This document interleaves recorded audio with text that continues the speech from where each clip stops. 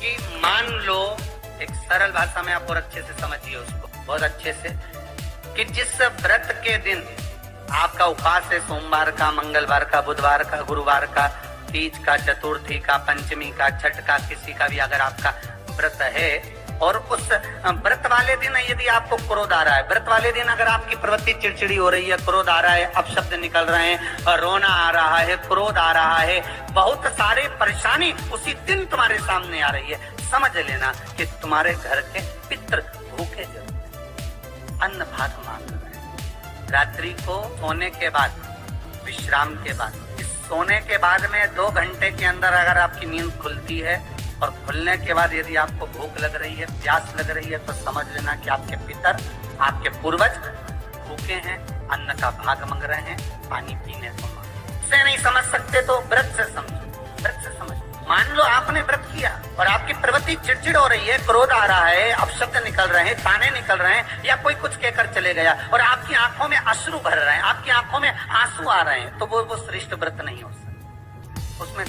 पुष्प ताजा है तो आप भगवान को दोगे, सही है कि गलत?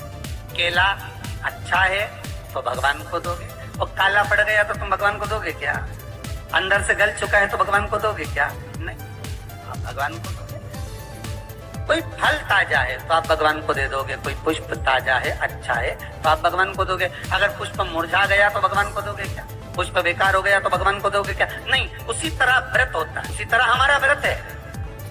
जिस व्रत में हमको क्रोध आ रहा है, जिस व्रत में हम चिड़चिड़े हो रहे हैं, जिस व्रत में हम अपशब्द कर रहे हैं, जिस व्रत में हमको रोना आ रहा है, जिस व्रत में हम किसी की बात का ठेस हमको पहुंच रहा है और हम क्रोधित हो गए, हम रो दिए, हम चिड़चिड़ हो गए, समझ लेना वो फूल मुरझा चुका है, वो व्रत तुम्हारा बेकार हो चुका है, उसको भगवान स्वीकार नहीं करते। और जिस व्रत में आपके चेहरे पर प्रसन्नता कि 7 दिन की आपकी शिव महापुराण की कथा है, 5 दिन की आपकी शिव महापुराण की कथा है, 9 दिन की आपकी शिव महापुराण की कथा है, शंकर की कथा, चाहे भागवत कथा हो, चाहे रामायण कथा हो, रामचरितमानस हो, चाहे गीता हो, जिस पुराण को आप बचवा रहे हो, जिस पुराण को आप करवा रहे हो, जो करवाने वाला होता है उसके चेहरे पर स्माइल होना चाहिए, प्रसन्नता होना चाहिए। क्यों?